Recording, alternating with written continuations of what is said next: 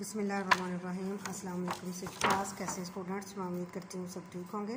चलो बेटे उर्दू की बुक खोलें। आज हम सबक नंबर 6 पढ़ेंगे। इश्तिहारात ज़रूरत नहीं है कि। इसकी रीडिंग करेंगे। एक बुज़ुर्ग ने अपने नौकर को फरमाइश कर रहे थे कि तुम बिल्कुल घामड़ हो, यानी बिल्कुल जाहिल हो, अनपढ़ हो, गंवार हो। देखो मीर साहब का नौकर है,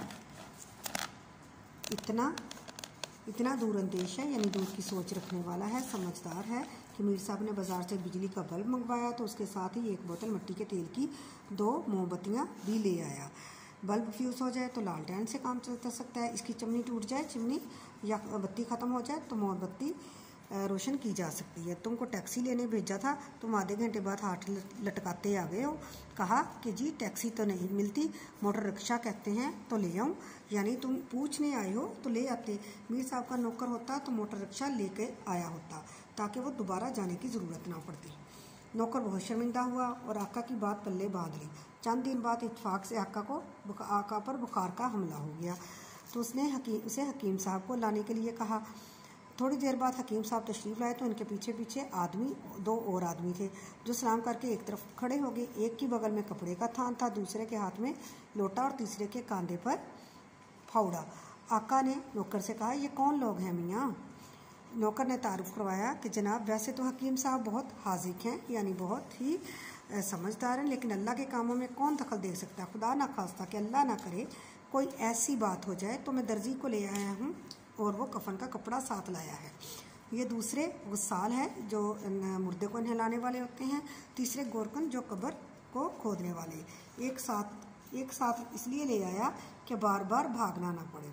ऐसे ही एक बुज़ुर्ग हमारे हल्का अहबाब में भी है, हमारे दोस्तों के हल्के में भी हैं। गली से रेड़ी वाला हाँक लगाता गुजर रहा था कि चमन के पपीते हैं, पेड़ के पके हुए हैं। उन्होंने लड़का भेजकर इसे बुलाया और कहा, मियाँ जी माफ़ कीजिए, हमें ज़रूरत नहीं है। फल वाला चला गया तो हमने अर्ज़ किया कि इस जहमत की क्या ज़रूरत थी, वो तो जा ही रहा था, इसे रोकना क्या ज़रूर था। बोले एहतियात का तकाजा था कि इस बात पर वाज़े कर दी जाए और माजरत भी की जाए, क्योंकि बेचारा इतनी दूर से इतनी उम्मीद लेकर फल बेचने आता है। दूसरे ये कि इसे ये गुमान ना गुजरे कि इस घर में शायद बहरे रहते हैं जो इसकी आवाज़ नहीं सुन पाते। यही हमारे दोस्त का एक रोज़ का कार में हमारे साथ गोली मार से गुज़र रहे थे कि एक जगह लिखा है, तशरीफ़ लाइए, रबड़ी कुल्फ़ी और लस्सी तैयार है। उन्होंने फ़ौरन कार ठहराई और दुकानदार से कहा कि पहली बात तो यह है कि हमारे पास फुर्सत नहीं है, यानी वक्त नहीं है, हम ज़रूरी काम से जा रहे हैं। दूसरे कुल्फ़ी और रबड़ी हम नहीं खाते, और लस्सी का भला ये कौन सा मौसम है। बहरहाल तुम्हारी पेशकश का शुक्रिया। वो तो बैठा सुना क्या और ना जाने क्या समझा क्या।